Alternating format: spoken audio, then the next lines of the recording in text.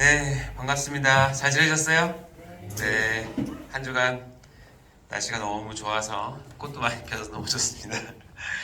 자, 오늘은 건강한 교회 세움론 8번째 시간입니다. 오늘 구원의 서정, 구원의 과정 두 번째 시간 이어서 할 텐데 우리 같이 기도하고 시작하도록 할까요? 기도하겠습니다.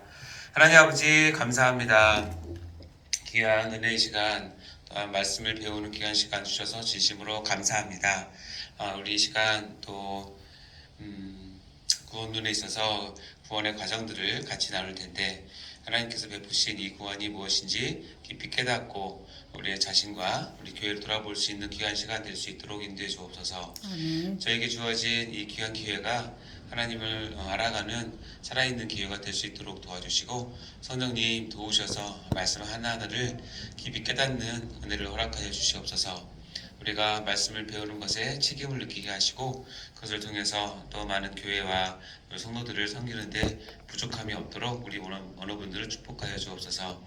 아버지 학업하고 힘든 과정 가운데 여러 가지 상황 가운데 공부를 하고 있습니다. 우리 오늘들 한 사람 한 사람 축복하시고 붙잡아 주셔서 어려운 이 길 무사히 잘 마칠 때까지 주님께서 동행하여 주시고 큰 은혜 가운데 아버지 하나님 이겨낼 수 있도록 인도하여 주옵소서.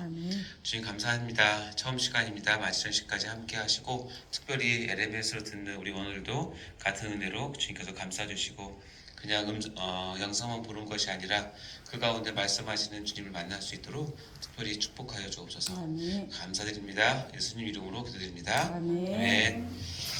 자, 이어서 합니다. 우리가 지금 이제 8번째 시간 구원의 서정 두 번째 시간이죠. 우리 저번 주에 했던 거 잠시 보도록 할까요? 자, 리뷰 1번 읽어보겠습니다. 같이 읽겠습니다. 시작. 성령님의 사역에는 보통 은혜와 특별 은혜가 있으며 이는 둘 다 성령님의 사역이며 따라서 둘 다 영적인 것이다. 네, 그렇죠? 우리 보통 은혜 1번 은총이라고 얘기하고 특별 은혜 특별 은총이라고 얘기하는데 둘 다 성령님의 사역이라는 것을 꼭 이거 기억하시고 둘 다 영적이라는 것 기억하시고요. 자, 두 번째 읽어보겠습니다. 시작. 구원의 과정은 한 빅데이터의 일생이며 진짜 그리스도인은 반드시 이 과정을 거치게 된다. 따라서 신앙에는 과정이 매우 중요하다. 그렇죠? 우리가 이제 과정을 이번 시간에 배우려고 합니다. 자, 우리가 하고 있는 교리 전체의 주제 가운데 딱 가운데 있는 부분인데 구원론을 진행하고 있고 다른 말로 성령론이라고 말씀드린다고 얘기했었죠. 자, 우리 저번 시간에 서론에서 성령님의 사역에 대해서 배웠고 저번 한 시간에는 이 구원의 과정을 신자의 일생이라고 해서 목회적 관점에서 우리가 쭉 배웠던 거 기억하시고요. 오늘은 그 다음으로 교리적 관점에서 구원의 과정 또 서정을 보도록 하겠습니다.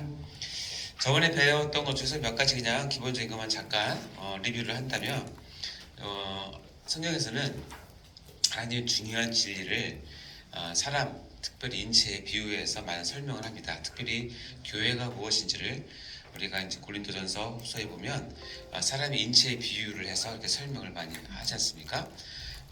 우리 그 교회는 결국 한 사람 한 사람 성도들이 연합한 공동체이기 때문에 그 한 사람 한 사람이 교회의 멤버가 된다라고 하는 것은 가장 중요한 핵심 전제 조건은 뭐냐면 구원받은 성도다라는 것이죠. 따라서 구원도 교회를 이렇게 설명한 것 같이 구원도 이렇게 9가지 요소로 유기적으로 연결되어 있다라고 하는 것을 우리가 알아야 되고 그래서 구원은 단순한 하나의 개념이 아니고 정말로 다양한 그러니까 삼위일체 하나님께서 우리에게 구원을 주실 때는 삼위 하나님의 전 지혜와 전 그 사랑과 정말 그 신비한 모든 것들을 다 넣어서 완성해서 우리에게 주신 구원이기 때문에 구원을 바라보는 관점과 방향에 따라서 너무나 다르게 우리에게 다가올 수 있습니다. 그래서 우리가 한 사람이 단순하지 않잖아요. 그렇죠? 한 사람이 어떤 사람은 집에서는 엄마이기도 하고 또 학교에서는 학생이기도 하고 또 직장 나가면 직장이기도 하고 여러 위치에서 이렇게 많은 역할을 감당하고 보는 관점에 대해서 설명하는 게 다르듯이 구원도 어떻게 보면 이 여러 가지 요소들을 보는 관점에 따라서 하나이지만 보는 관점에 따라서 이렇게 설명할 수 있고 거기서 주는 은혜와 우리가 깨달아야 될 교훈들이 각각 다 다르죠. 마치 우리 인체가 여러 장기로 구성되어 있지만 이것이 하나로 되어 있어서 유기적으로 연결되어 있어서 한 사람을 이루듯이 말입니다. 이렇게 해서 구원에 대한 그런 개념들을 가지고 우리가 구원론을 보는 것입니다. 그래서 대표적인 것이 우리가 전에 봤지만 우리 인간은 시간의 구애를 받기 때문에 과거와 현재와 미래가 있어요. 그래서 과거에 내가 받았던 구원을 표현하는 방법이 다르고 현재 내가 구원을 이루어가고 누리고 있는 것을 표현하는 방법이 다르고 앞으로 이루어질 구원에 대해서 소망하면서 표현하는 것이 다른데 하나님 입장에서는 한 구원이지만 받는 우리 입장에서는 제한적이기 때문에 이렇게 과거적 구원, 현재적 구원, 미래적 구원 이렇게 나눠서 설명을 할 수 있죠. 그래서 이미 구원받았고 지금 구원을 받고 있고 누리고 있고 앞으로 구원을 받을 것이다 라고 하는 것이 구원에 대한 우리가 풍성함을 얘기하는 내용이죠. 그래서 이제 오늘 배우는 이제 소명, 중생, 회심 이런 것들, 칭의, 양자 이런 것들, 연합 이런 것들 이제 과거적 구원을 표현하는 어떤 요소라고 한다면 현재적 구원은 내가 믿고 신앙, 성화, 견인, 확신 이렇게 이런 것들이 현재적 구원을 표현하는 방법이고 앞으로 우리가 될 영화, 천국의 소망 이런 것들이 미래적 구원을 표현하는 방법이겠죠. 어쨌든 구원은 굉장히 풍성하고 다양하고 우리에게 참 큰 힘을 주는 것입니다. 성삼위 하나님께서 그렇게 하시듯이 말입니다. 우리 저번에 이제 신자의 일생을 목회적 관점에서 이렇게 쭉 한번 그려봤는데 우리 자신을 이제 돌아보면서 한번 여러분이 어떻게 사셨는지 어떻게 내가 이렇게 지냈는지 보면 알 수 있죠. 이거 저번에 했던 목회적 관점인데 기억하실 겁니다. 죄인에서 시작을 해서 영적 각성을 하게 되고 그러다가 회심이 오게 되고 그러면서 본격적으로 구원을 누리고 그 누린 가운데 이제 더 깊이 들어가면 영적인 폭발, 내 안에 정말 하나님 진심으로 사랑하는 영적 폭발이 나타나고 그로 인해서 진정한 헌신이 나오게 됩니다. 그로 인해서 내가 성화되어가는 모습을 주위 사람들에게 보여주는 것이고 그 과정을 통해서 열매가 맺혀짐으로 하나님께서 정말 귀하게 쓰시는 한 영혼이 되는 거죠. 그렇게 살다가 하나님께서 오라 하실 때 영화를 이제 누리게 되는 것이죠. 어떻게 보면 이게 목회적 관점은 누구나 다 이런 과정들을 대부분 겪기 때문에 순서가 그렇다라는 것들을 아시면 되고 여기서 제일 힘든 과정이 어디라고 했죠? 회심과 헌신. 자기 부인과 자기 희생 그리고 전적인 하나님 신뢰함이 있어야만 넘어갈 수 있는 과정이라고 말씀드렸습니다. 자, 다음은 오늘 이제 구원의 과정, 특별 서정인데 우리가 이제 교리 교과서 또는 신학책에서 배우는 그 과정을 이게 보게 됩니다. 그래서 교리적 관점에서 보게 될 텐데 우리가 이제 기차를 목회적 관점에서 한번 쭉 타고 내려왔는데 이제 차량을 바꿔서 교리적 관점에서 보게 됩니다. 그래서 보면 소명부터 시작을 해서 중생, 회심, 신앙, 칭의, 수양, 성화, 견인, 영화 이런 과정으로 또 학계 과정으로 쭉 가는데 미리 말씀드리면 목회적 관점은 거의 이것이 한 사람의 일생이기 때문에 시간적 순서에 따라 배열했다고 해도 과언은 아니에요. 그러나 이제 교리적 관점은 이것이 꼭 시간적 순서라고 얘기하기는 어렵고요. 그리고 이 시간이 어떤 사람은 어느 한 부분이 굉장히 오래 걸리는 사람이 있는가 하면 어떤 사람은 어느 한 부분을 굉장히 짧게 넘어가는 부분도 있고 순서가 조금 바뀔 수도 있어요. 그러나 이제 우리가 이해하기 편하게 교리적 관점을 이렇게 쭉 9가지로 순서를 일단 정해놨습니다. 미리 말씀드리지만 이것은 이것이 시간에 따라서 순차적으로 꼭 넘어가야 된다는 그런 뜻은 아니에요. 그럼 우리가 전반적으로 이해하기 위해서 이렇게 배열했다는 사실을 미리 말씀을 드리고요. 자, 이제 구체적으로 교리적 관점을 시작을 해보면 우리가 소명부터 시작을 해서 여러분이 다 이제 들었던 내용들일 건데 이게 이제 교회 밖에 있는 사람들은 단어들이 좀 생소하지만 교회 안에서 신앙생활 하시는 분들은 설교를 통해서 또는 성경 공부를 통해서 이런 내용들을 하나씩 듣게 됩니다. 그런데 이게 정말 어떤 내용인지를 이제 우리가 배우는 것이 이번 학기 내용인데 물론 이 하나하나를 다 이제 한 시간씩 배우게 될 것입니다. 소명부터 시작한 것이 중생, 그다음에 회심을 거쳐서 신앙, 칭의, 수양, 성화, 견인, 영화로 이렇게 쭉 가게 되고 이것은 우리가 그냥 여러분 혹시 시험 보게 될 일 있으면 꼭 외우세요. 앞에 것만 따시면 됩니다. 앞에 것만. 자, 한번 읽어볼까요? 시작. 소중회신 칭수성견영, 이 순서대로 외우시면 됩니다. 자, 저는 이제 이거를 여러분께 이제 강의를 하고 알려드릴 때, 제가 특별히 쓰는 방법대로 이제 알려드릴 텐데, 제가 또 병수의 의사니까, 제가 신대우 2학년 때, 그때 구원론을 이제 김석환 교수님께 배울 때였는데, 요 부분에서 제가 이제 발표를 할 시간이 있었어요. 그래서 이 구원의 서정을 발표를 하라고 그래서 어떻게 정리해야 할까 하다가 이 구원의 서정을 가만히 보니까 우리의 그 인생사랑 너무 좀 비슷하다. 그래서 여기 보면 영적 법칙과 자연 법칙이 유비라고 되어 있잖아요. 유비란 뜻은 뭐냐면 비슷한 거 두 개를 이렇게 비교해서 이해를 하는 걸 유비라고 얘기를 해요. 그래서 이제 소명, 중생, 회심, 신앙, 칭의, 수양, 성화, 견인, 영화를 이렇게 가만히 생각을 해보니까 우리의 뭐랑 비슷하냐면 우리 한 사람이 어떻게 태어나서 어떻게 자라서 어떻게 생활하고 어떻게 사회생활을 하다가 어떻게 노년을 맞고 어떻게 죽는지 이 과정과 비슷하다라고 생각을 해서 이렇게 만들어 봤어요.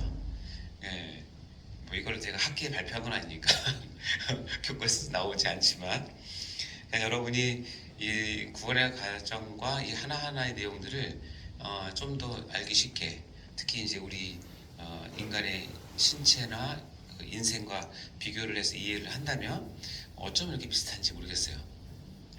제가 이걸 발표하고 나서 김석환 교수님이 그러셨어요. 자기도 놀랬다. 참 놀랬다. 그러면서 이 구원의 과정은 교파마다 조금씩 차이가 있고 어디는 7개, 어디는 10개, 어디는 순서가 좀 바뀌고 이렇게 돼 있는데 그런 것들이 있어서 그런가 보다 했는데 자네의 설명을 듣고 보니 우리가 갖고 있는 이 9개의 이 순서가 정말 맞는 것 같다라고 본인이 느끼셨대요. 그러면서 저보고 나중에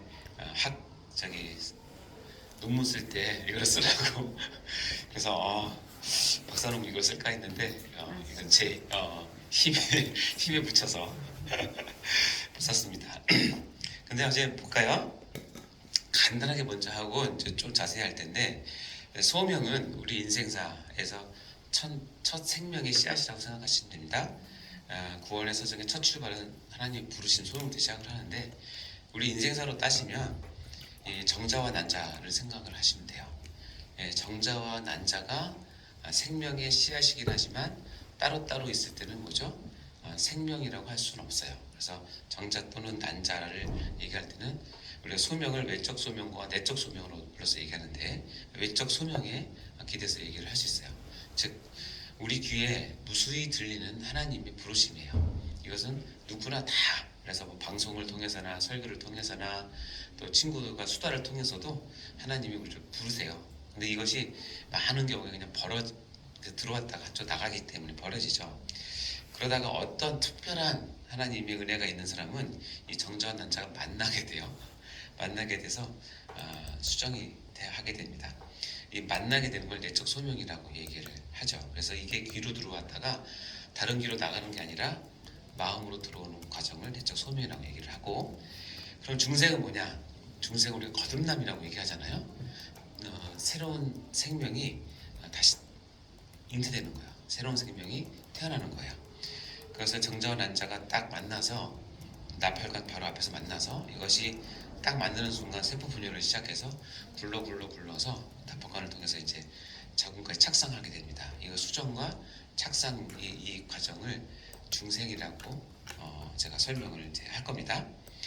그러다가 어머니 뱃속에서 일정 기간이 있게 되면 그 생명은 어떻게 되죠? 점점 엄청나게 커지죠.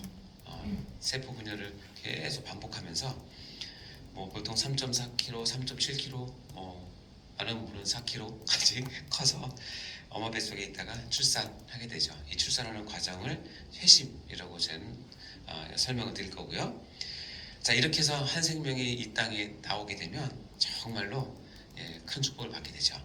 그리고 이 나온 어린 갓난아이가 자라면서 특별히 이제 유치원 정도 될 때는 내가 누구인지 이제 알게 됩니다. 내가 누구지? 부모님이나 친구들이나 가족들이 나를 뭐라고 부르지? 내가 어느 나라 사람이지? 이런 것들을 인식하게 되는 것을 신앙, 믿음을 갖게 되는 거죠.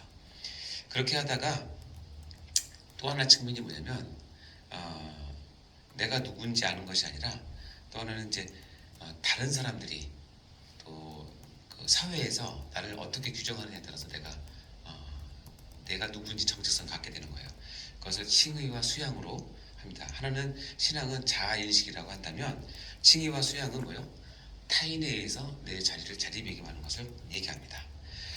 다음에 이제 성화는 뭐냐면 어느 정도 성장해서 성숙해서 우리 인생으로 따지면 고등학교 졸업 또는 대학교 졸업한 후에 이제 많은 시간 사회에서 활동하는 것을 우리가 성화라고 볼 수 있고 이 9개의 과정 중에서 가장 많은 시간이 걸린 게 성화입니다. 그리고 견인은 뭐냐? 이것은 견인의 은혜인데 하나님께서 구원받은 백성을 끝까지 책임지시고 구원을 완성하신다라는 의미인데 마치 이겁니다. 우리 인간으로 태어나면 죽는 게 정해져 있듯이 여기서 우리가 소명을 내적 소명으로 중생을 얻은 사람은 정해져 있는 게 있는데 그것은 뭐냐면 구원을 반드시 받는다는 거예요.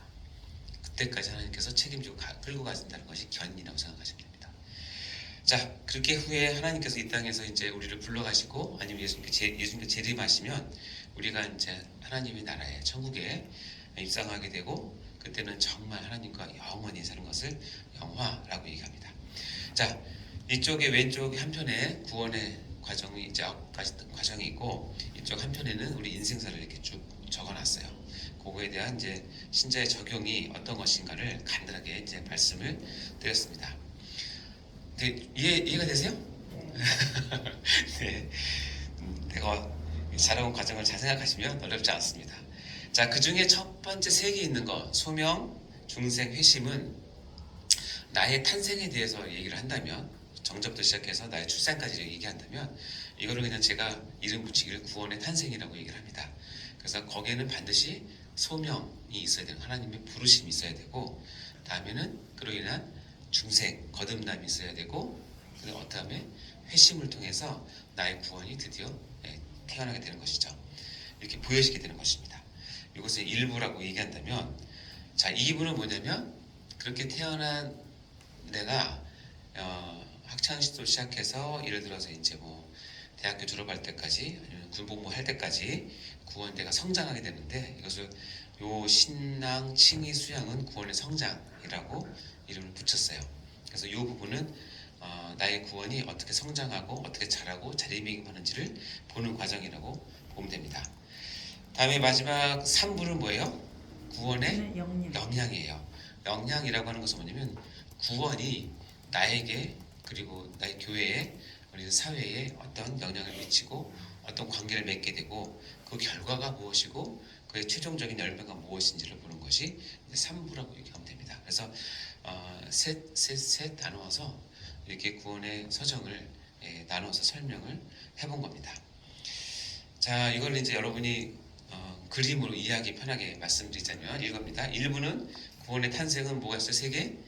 소명, 중생, 회심. 네, 이렇게 있습니다. 다음에 2부 구원의 성장은 뭐가 있어요? 신앙, 칭의, 수양. 다음에 3부 구원의 영향은 뭐가 있어요? 성화, 견인, 영화. 이렇게 셋 외우면 이 과정을 쭉 보게 되고 실은 우리가 이제 구원을 누리고 나의 구원을 확인하고 또 내가 구원의 어떤 과정 가운데 어느 부분인가를 깨닫게 되고 또 내가 지금 지도하고 있는 어린 영혼들이나 우리 성도들이 이런 구원의 과정 가운데 어디서 지금 있는지를 이렇게 보게 되는데 큰 도움이 될 거예요. 이만큼 구원은 참 신비한데 지금 그래서 아까 말씀드린 것처럼 이것은 구원의 이 과정과 우리 인생의 과정을 즉 비슷한 것을 비교하면서 우리가 보게 된 것이고 교리적 관점에서 설명을 한 것입니다. 자, 이제 하나씩 볼까요? 첫 번째 구원의 이제 탄생에서 3가지 소명, 중생, 회심을 볼 텐데 이것을 인생사 유비랑 맞춰서 조금 더 깊게 설명을 드릴게요. 자, 보시면 소명에는 외적 소명과 내적 소명이 있다 얘기하고, 그리고 중생과 회심이 있습니다. 이 과정을 거쳐서 전혀 이 땅에 존재하지 않았던 내가 이 땅에 오게 된 그 과정을 우리는 지금은 잘 기억을 못하지만 이런 과정을 안 겪은 사람이 하나도 없어요. 쉽게 얘기해서 지금 나랑 얘기하고 있는 사람들 가운데 만약에 이런 과정 없이 있는 사람이면 사람이에요, 아니에요? 사람이 아닙니다. 귀신이든지 외계에서 왔든지, 그러니까 있을 수 없죠. 자, 교회 안에서, 그래서 유형교회든 무형교회든 참 성도는 이 소명과 중생과 회심이 반드시 있어야 된다는 거예요. 이게 없으면 존재할 수 없는 게 성도예요. 그렇죠? 따라서 이 세 가지 과정을 이 과정이 왜 중요하냐면, 이것은 내가 인식하고 깨달을 수 있는 부분이 아니라 하나님께서 전적으로 주시는 부분인데, 그럼에도 알고 있어야 될 것이 뭐냐면, 내가 이제 어느 정도 저나 여러분처럼 이제 말씀을 전문적으로 배우고 또 하나님에 대해서, 이 구원에 대해서 이제 어느 정도 학문이나 신앙을 통해서 배우게 된다면, 이제 그 눈을 가지고 우리 성도들을 도와드려야 되는데, 이 관점으로 이것을 볼 수 있어야 된다는 거예요. 이것은 절대로 판단하라는 뜻은 아니에요. 그러나 여러분이 교회를 지도하고 성도들을 이끌어 감에 있어서 이런 과정이 있어야 되는 성도들에게 이런 것이 없다면 반드시 교육도 시켜야 되지만 주의하셔야 되고 긍휼히 여기셔야 돼요. 근데 이런 과정이 없이 교회에서 나쁜 말로 설치는 사람도 많으면 교회가 어려워요. 이 과정이 반드시 필요합니다. 자, 구원의 탄생에서 이제 첫 번째 소명을 보도록 할까요? 소명은 두 가지가 있다고 했어요. 외적 소명과 내적 소명이 있다. 자, 볼까요? 물론 다음 시간에 이제 소명에 대해서 이제 1시간 또 할 텐데, 간단하게 말씀드리자면, 외적 소명은 뭐냐면, 하나님께서는 이 외적 소명을 우리에게 무수히 주세요. 그래서 외치는 소리가 들리는 거예요. 그러니까 우리 한 사람이 살면서 이 외적 소명은 무수히 많이 듣습니다. 특히 이 대한민국까지 자유민주주의 국가는 라디오만 틀어도, 또 텔레비만 봐도, 인터넷만 뒤져도 거기에 얼마나 많은 기독교 방송과 그다음에 설교와 찬양과 간증과 이런 것이 얼마나 많은지 몰라요. 근데 이것이 다 들리지만, 이렇게 들리는 것 중에 여러분 상당히 많은 부분들이 어떻게 해요? 들어갔다가 그냥 나갑니다. 그래서 주변의 권유도 그렇고, 이렇게 한 사람을 두고 하나님께서 여러 외적 소명을 가진 것을 가지고 그 사람을 부르시지만 그것이 유효하지 않고 대부분은 스쳐 지나가거나 사그러지거나 무시되거나 거절되기 쉬워요. 저도 이제 예수님을 처음 만나기 10대나 그때 교회도 다니고 했지만 무수히 많은 외적 소명이 있었지만 한 번도 내 마음 움직인 적은 없었던 것 같아요. 그러나 이제 이 외적 소명이 있습니다. 이것이 어디에 해당이 되냐면 우리의 정자와 난자랑 똑같다고 생각하시면 됩니다. 그만 말씀드렸죠. 정자도 생명의 씨고 난자도 생명의 씨예요. 그래서 정자는 한 인생에 수조개가 수십 조개가 만들어질 거예요. 한 번 나올 때 2, 3억 개가 나온다고 하잖아요.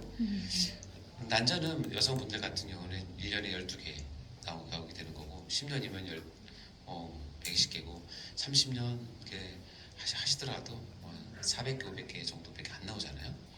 자, 이 하나 정자와 난자 자체는 소중한 거예요. 그러나 이 두 개가 어떻게 해요? 만나지 않으면 생명이 되지 않는 것처럼 외적 소명은 똑같아요.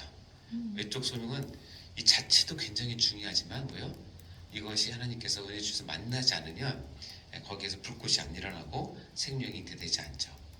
자, 이렇게 지내다가 수많은 정자 가운데, 수많은 난자 가운데 하나님께서 특별한 날을 허락하셔서 정자와 난자가 딱 만나는 날, 그때 하나님께서 창조를 시작하십니다. 이 생명에게. 그래서 이 세포가 만나는 순간 즉시로 분열하기 시작해서 2개, 3개에서 4개, 4개에서 8개, 8개에서 32개, 64개 쭉쭉쭉 그냥 엄청나게 빠른 속도로 쫙 갑니다. 성경적으로 또 우리 믿음의 눈으로 본다면 우리는 그때부터 생명이라고 얘기를 해요. 물론 이제 세상에서는 이제 뭐 임신 뭐 몇 주 이상 생명으로 따지지만 성경적으로 따진다면 딱 만나는 순간부터, 그러니까 내적 소음이 들어온 순간부터 그 사람은 하나님께서 특별히 관심 갖는 사람이에요. 여러분 지하철 전도하시는 분 들어보셨습니까? 어떠시? 예수 전당 불신주 유명한 말이죠. 예수 전당 불신주. 좀 이렇게 어떤 분 남루하게 하신 분도 있고 어떤 사람은 옷 잘 입고 오신 분도 있지만 어때요? 일방적으로 외치잖아요. 근데 일방적으로 외칠 때 여러분 그 안에 있는 사람들 반응이 어떻습니까? 여러분은 반응이 어떻습니까?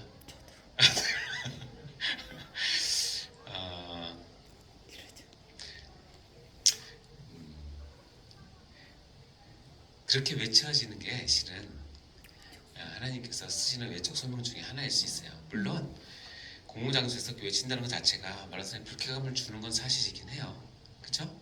사실이긴 하지만 그 한마디가 때로는 아주 어떤 사람에게는 정말 인생의 뒤통수를 맞는 때가 있어요.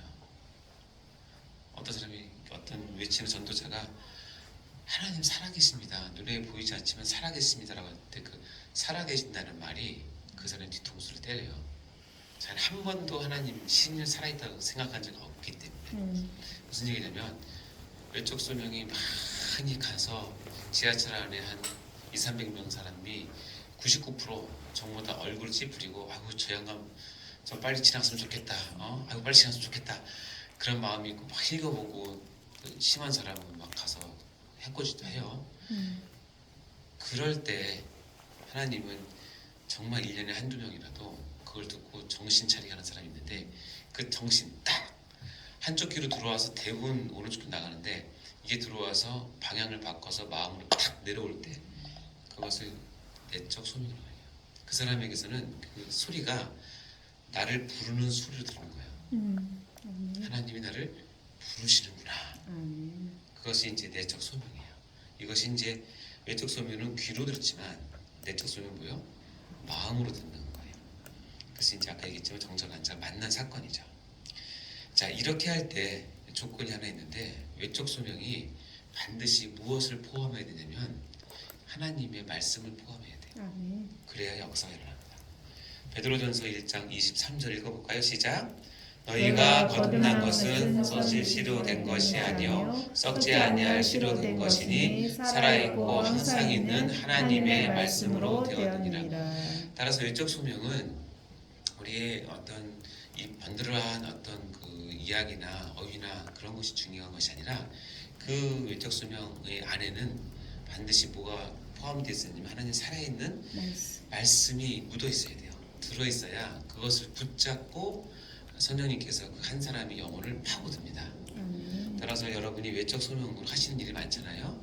교회에서 아이들을 가르치면서 교장도 만들고 프로그램도 만들고 탤런트 시장도 하고 많이 하는데 여러분 항상 신경 쓰게 된 건 뭐냐면 외적 소명에는 무엇이 묻어 있어야 된다? 하나님의 말씀이 반드시 묻어 있어야 된다. 그래야 하나님 원하실 때 역사가 나타난다.